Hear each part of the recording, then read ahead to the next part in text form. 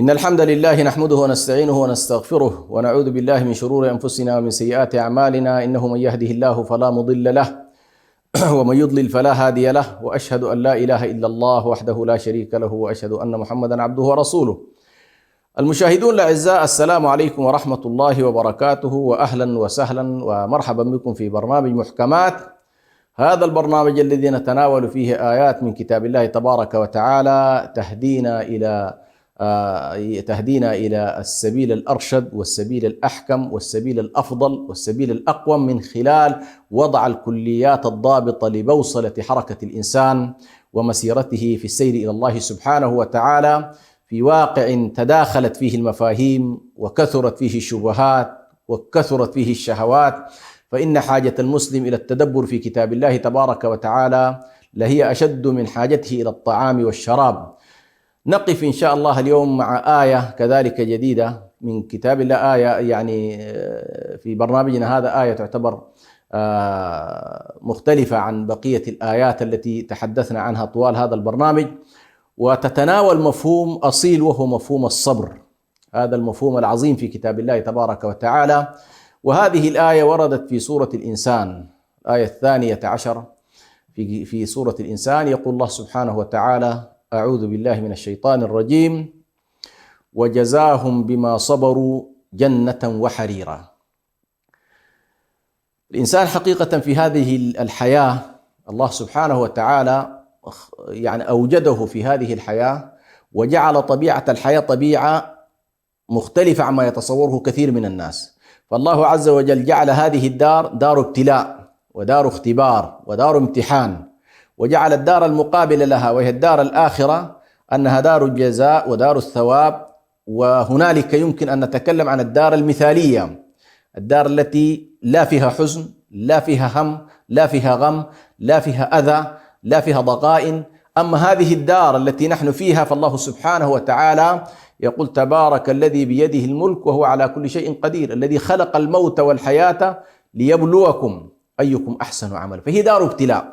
وحقيقة استصحاب هذا المفهوم، استصحاب مفهوم الابتلاء في هذه الحياة، تساعد الإنسان كثيرا في تصوراته، لأن حقيقة الأزمات التي نعانيها نفسيا، والأزمات التي نعانيها سلوكيا، والأزمات التي نعانيها في مسيرتنا في الحياة، سنلاحظ بأن الأساس فيها هو التصورات.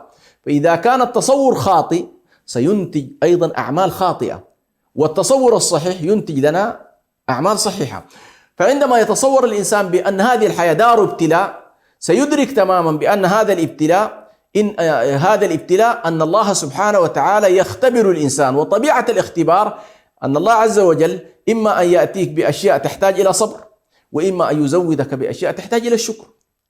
ولذلك الله عز وجل يقول: ونبلوكم بالخير والشر فتنة.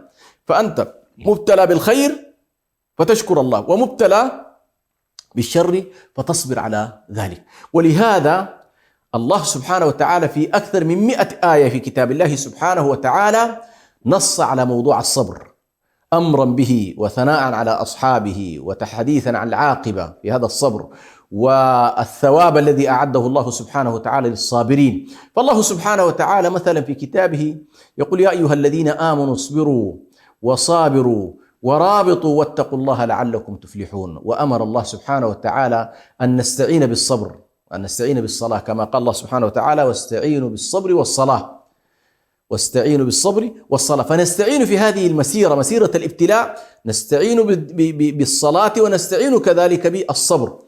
إذن مسألة الصبر من الأشياء التي حقيقة تواردت فيها وتواترت فيها الآيات والأحاديث، لدرجة أني تكلمت بأنها وصلت فوق 100 آية من كتاب الله سبحانه وتعالى.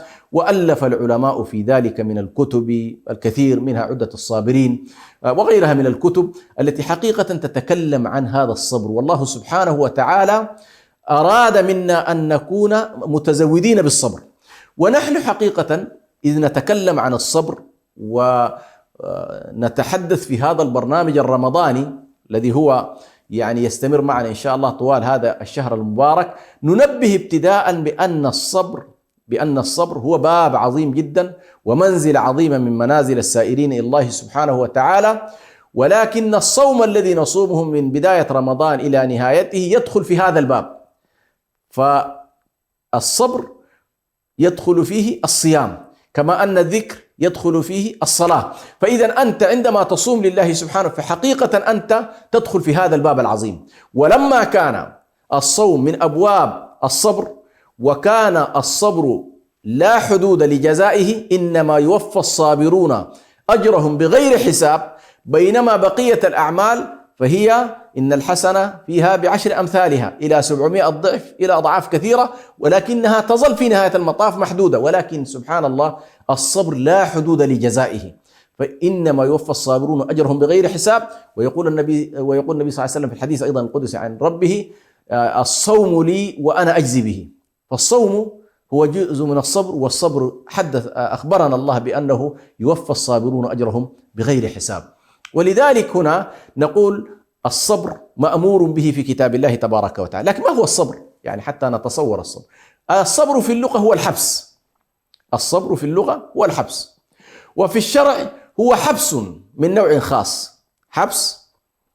حبس النفس على الطاعات التي أمر الله بها، وحبس النفس عن المنهيات والمحرمات التي نهى الله عنها، وحبس النفس عن التسخط عن الأقدار التي قضاها الله تبارك وتعالى. إذن الصبر له علاقة بأمر الله القدري الكوني، وأمره كذلك الشرعي. فأنت مأمور بأن تصبر في أمر الله الشرعي، نواهي وأوامر، وتصبر في قضائه سبحانه وتعالى. وهذا التعريف يجعلنا مباشرة ندخل في أنواع الصبر أو أقسام الصبر. يعني إذا قلنا بأنه هو حبس على الطاعات، فإن الله سبحانه وتعالى يريد منك أن تأتي ما أمر الله به في كتابه وفي سنة النبي صلى الله عليه وسلم. فالله أمرك بالصلاة والصيام والزكاة، وأمرك بالجهاد، وأمرك بالأمر بالمعروف والنهي عن المنكر، وأمرك بالشورى، وأمرك بالضرب في الأرض، وأمرك تبارك وتعالى بإقامة هذا الدين، أن أقيموا الدين ولا تتفرقوا. أمرك بأشياء كثيرة جدا. فأنت في هذه الأوامر مطالب بأن تحشد الطاقات كلها، طاقاتك النفسية والعقلية والذاتية، الطاقات الجسدية كلها، في أن تصبر على الطاعة. والذي لا يستطيع الصبر على الطاعة لا يستطيع أن يستمر عليها. فالصلاة مثلا الله تبارك وتعالى قال كبيرة، صلاة كبيرة إلا على الخاشعين. لكن هذه الصلاة التي جعلها الله كبيرة سهلة على من يؤديها بالصبر ويواظب عليها. فهنا النوع الأول هو الصبر على الطاعات، وهذه تحتاج إلى تواصي بطبيعة الحال، لأن الله سبحانه وتعالى في موضوع الصبر قال: وتواصوا بالصبر. فنحن محتاجين أن نتواصى بالصبر على الطاعات.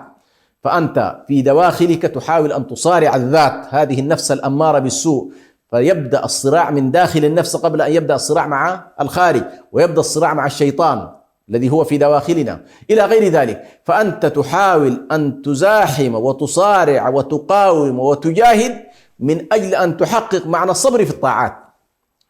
النوع الثاني هو الصبر عن المعاصي والمنهيات. كل المحرمات تحتاج أن تصبر حتى تمتنع عنها، لأنها شهوات. وكما قال الله، كما قال أخبر النبي صلى الله عليه وسلم: حفت النار بالشهوات والشبهات، وحفت النار أو حفت الجنة بالمكاره.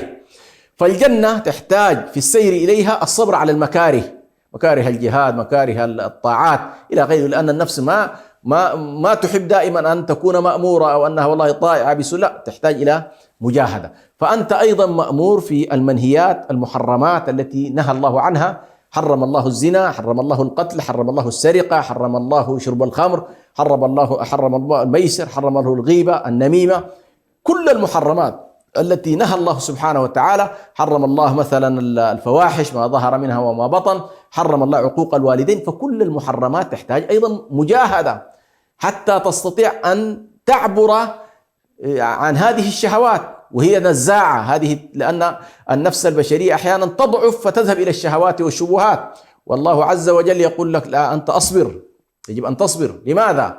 لأن لك عاقبة طيبة إن شاء الله. ثم النوع الثالث هو الصبر عن التسخط، لأن أقدار الله سبحانه وتعالى، التسخط على أقدار الله، هذه الحياة فيها مصائب، فيها إشكالات، فيها أذى، فيها أشياء كثيرة جدا. الله عز وجل يقول: لتبلون في أموالكم وأنفسكم ويقول سبحانه وتعالى: ولنبلونكم بشيء من الخوف والجوع ونقص من الأموال والأنفس والثمرات وبشر الصابرين الذين إذا أصابتهم مصيبة قالوا إنا لله وإنا إليه راجعون. إذن الصبر على الأقدار. ربما كثير من الناس سبحان الله يتصورون هذا المعنى ولا يتصورون المعنيين الأولين. المعنى الذي هو الصبر على الطاعات والصبر عن المعاصي قد لا يتصورها كثير منهم، لكنهم يتصورون الصبر على هذه المصائب. فنحن عموما في المصائب والأقدار التي نبتلى بها الصبر المطلوب هو أن لا نشكو. كأنما بعض الناس والعياذ إذا ابتلي بشيء يظل دوما يشكو حاله ويشكو. قد يبتليك الله بالفقر، قد يبتليك الله بنقص الأموال، قد يبتليك بنقص الأنفس، قد يبتليك في نفسك بالمرض إلى غير ذلك. فعليك أن لا تتسخط، يجب أن تقابل كل ذلك بالرضا والتسليم، وأنه قضاء الله تبارك وتعالى ولا راد لقضائه، وليس عليك إلا أن ترتقي بذلك. هنا نلاحظ بأن الإنسان في هذه الدنيا قد يرتقي إلى مراتب عظيمة جدا بما يقع على الإنسان من مصائب، لكن الصبرين الأولين، الصبر الأول والثاني، هما أعظم عند الله من النوع الثالث، لأن الصبر الأول والصبر الثاني هو كسبي، يعني أنت تسعى لذلك، تسعى للطاعات وتسعى لترك المعاصي. لكن هنا يقع عليك القدر وليس لك فيه خيار، ولست أنت من اكتسبت ذلك، ولكن تفاعلك الشرعي مع المصيبة التي وقعت عليك هنا الكسبي، ولذلك هذا أضعف من النوعين الأولين. ولذلك الله سبحانه وتعالى يقول هذه الأنواع من الصبر تقابلها مسألة مهمة جدا في الآية: وجزاهم بما صبروا، أي بما صبروا على الطاعات عن المعاصي، عن أقدار الله تبارك على أقدار الله تبارك وتعالى، وجزاهم بكل ذلك جنة وحريرا. والجزاء من جنس العمل. كأنما أنت في هذه الدنيا كنت في نكد، في تعب، في إشكالات، يأتي كما أخبر النبي صلى الله عليه وسلم بأشقى أهل الأرض فيغمس غمسة في الجنة، ثم يخرج فيقال له: هل رأيت مشقة قط؟ هل رأيت سوءا قط؟ هل رأيت بلاء قط؟ فيقول: لا والله ما رأيت. فينسى كل ذلك. وجزاهم بما صبروا جنة، أي المقام الذي سيؤول إليه هؤلاء بصبرهم هو هذه الجنة التي فيها من المآكل والمشارب والمساكن فيها ما لا عين رأت ولا أذن سمعت ولا خطر على قلب بشر. وجزاهم بما صبروا جنة وحريرا. سبحان الله، لماذا أفرد الله سبحانه وتعالى الحرير هنا؟ يعني هو نفسه موجود في الجنة، لكن هنا كأنما الله سبحانه وتعالى تكلم عن الجنة بكل مضامينها وما فيها من أشياء، وتكلم عن اللباس والزي الخارجي الذي سيكسو إن شاء الله أهل الجنة. نسأل الله سبحانه وتعالى أن يجعلنا من الصابرين ويجعلنا من الشاكرين الذين تكون إن شاء الله جزاؤهم الأوفى يوم القيامة، جنة عرضها السماوات والأرض. والسلام عليكم ورحمة الله وبركاته.